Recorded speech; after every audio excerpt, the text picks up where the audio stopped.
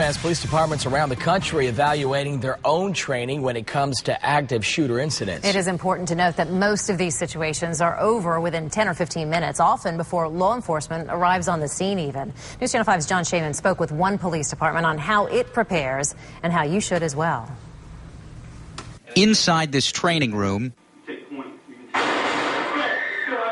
Port St. Lucie police officers are immersed in an interactive scenario where a gunman is on the loose. It makes the officer react to certain stimulus, like an active shooter scenario. Timing is crucial. Officer response is measured down to the hundredths of a second.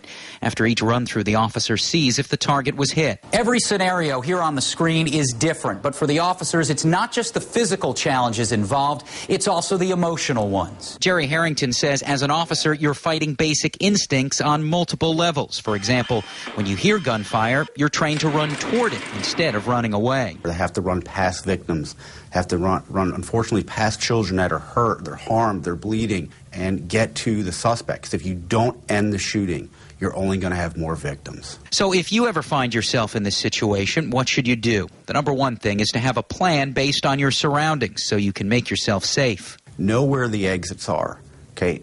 Have your children know how to dial 911. If you're in an office, stay there and secure the door. Then call 911 when it's safe to do so. And give us as much information as you can. Descriptions, how many people, what type of weapon, how many people are injured, what last direction you've seen them traveling. As a last resort, attempt to take the shooter down, as was done in Arizona.